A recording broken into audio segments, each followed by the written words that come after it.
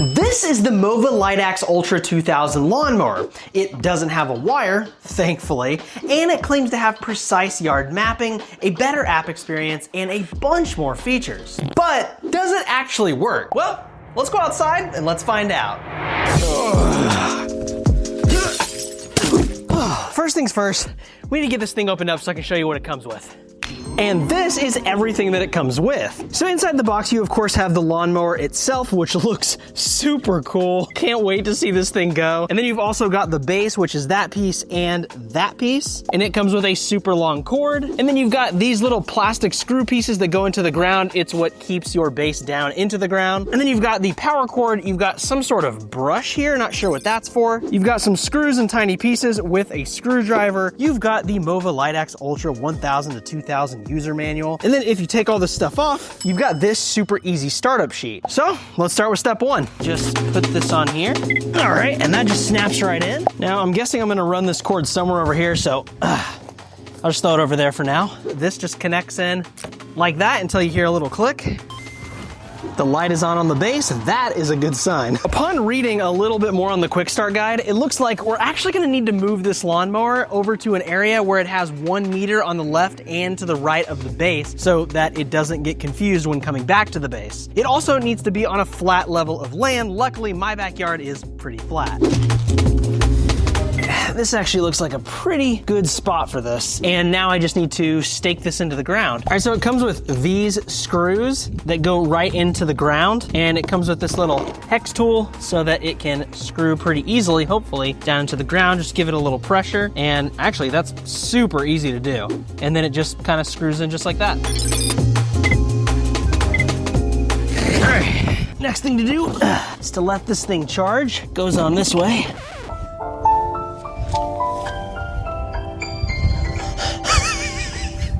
Sounds like the beginning of a soap opera. I forgot to add in the little brush. All right. Okay, now it's simple enough. Let's put it back on the charging. Oh yeah, and you're also going to want to remove this LiDAR cover.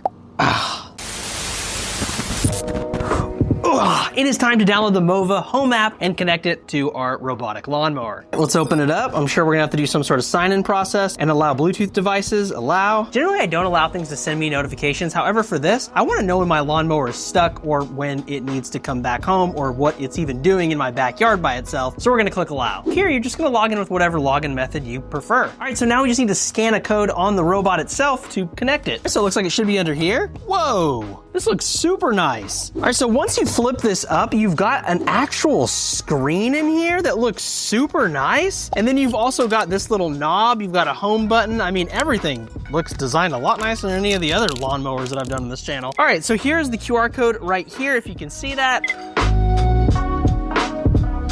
All right, that was super quick. Now you just need to put in your Wi-Fi. All right, so once you set your pin, you are inside of the, I guess, system of the robot. So now we need to press the knob for 3 seconds to activate Bluetooth. Entering Bluetooth pairing mode. Now it's gonna search for a nearby device hotspot, and it found it in just a few seconds. All right, now I have to enter my pin that I just set. Keep your robot or phone near the router, which my router is inside my house here to the right, and finished. So out of the box, this lawnmower is at 90% battery. I want to charge it all the way to 100% so I can actually see how much of a percentage this loses from being at full battery. But while it does that, I did want to mention one thing about this because I get kind of scared about leaving it out and about it getting wet and rained on. But apparently it has an IPX6 rating, which means that it can basically be shot with water jets from any side and it won't affect it. Which is great because that means that if it gets muddy, you can hose it off and it should be fine. Let's check back with our lawnmower and see how far it's gotten battery-wise. So we are officially at 100%, so now we can start testing this, but of course it still needs to map the backyard before it can actually mow it. In the app, we're going to tap on where it shows an image of this lawnmower. Then it's gonna say create a map of your garden first. So what we're gonna do is we're gonna start mapping. So now it needs to exit its station. I need to take that cap off. All right, so it looks like it's calibrating right now. All right, so we are gonna be using the app to map it, which makes a lot of sense because backyards are crazy. They are in all different kinds of shapes, and especially my backyard, which has a ton of different obstacles for it. Feels pretty easy to steer. So first things first, we need to set a start point. I'm not gonna do the sides of my yard because I have this weird fence up that I like to keep up for the dogs, so we're just not even gonna worry about the side of the yard. There is plenty of obstacles to test this on in the back. All right, we're gonna set this as our start point for each time that we mow. Let's start mapping.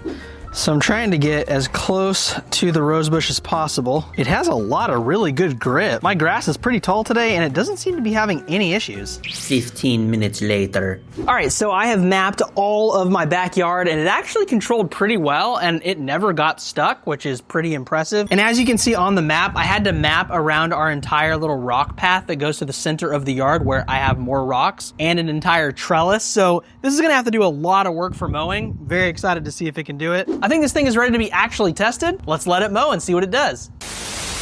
Okay, so while it's mowing, let's talk about the specifics of this mower. As you can see, there's no boundary wire, which as I stated at the beginning, thank God, because I've done a video on a mower with a wire and it was an absolute headache. It maps the yard itself using 3D LiDAR and AI vision. So another cool thing is that while you're mowing, you can actually see right here what it's mowed and what it still has to mow. MOVA also has Ultra trim, which is basically enhanced edge cutting, so you're not left with like a scraggly border. And although my yard is pretty flat, it does have some angle as it descends down toward my house from the back fence. So this mower handles up to 45% grade, which means my yard is super easy for it, or at least it should be. It can also navigate paths as narrow as about 23.5 inches, which is good around my trellis and some of the other things in my yard.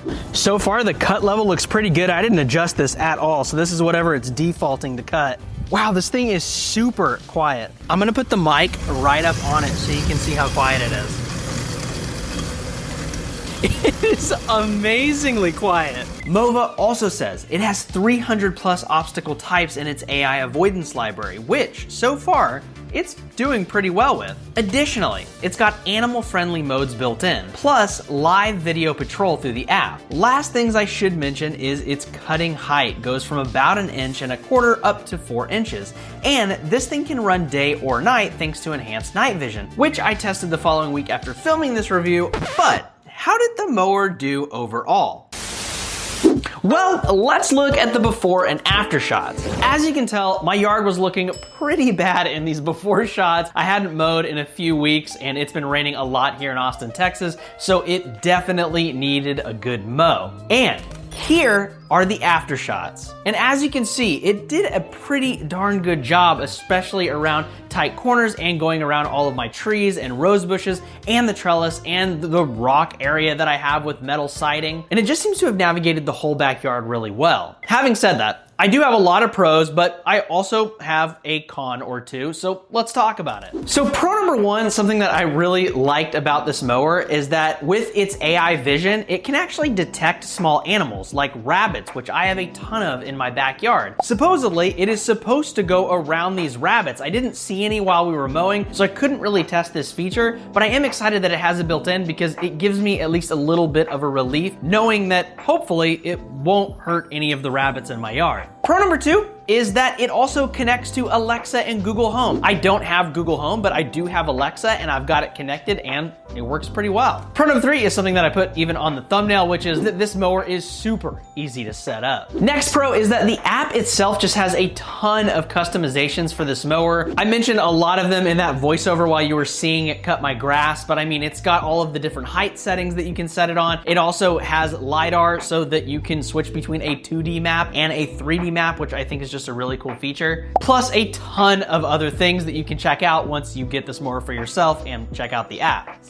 And my last pro is how well it cut. One issue with lawnmowers is sometimes that they go in straight lines back and forth, but they don't overlap, which is a big issue because sometimes it leaves blades of grass in a straight line down your yard, just really thin. And the fact that the lawnmower itself never got stuck, even though I have a ton of things in my yard, is very impressive.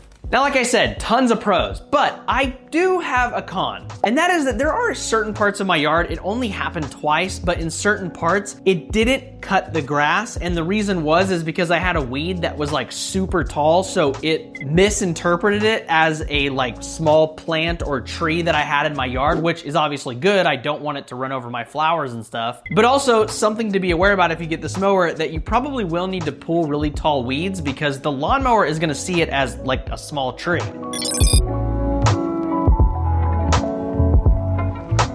Now, with all that being said, do I think this is a great lawnmower robot? Yes, I definitely do. I think it's awesome. I saw a ton at CES back in January, and this one definitely was one of my favorites. So if you'd like to pick up your very own MOVA lawnmower, I will leave a link down in the description below where you can check that out. I wanna give a huge shout out to MOVA for sending me this lawnmower and just letting me give my honest opinion on it. And if you'd like to, please hit that subscribe button. I'm gonna throw a video right up here of something that the YouTube algorithm thinks you're gonna be interested in that I've posted on my channel in the past. I'm Eric, this is Eric's Tech World, where tech and adventure meet. I'll see you in the next one. Later, nerds.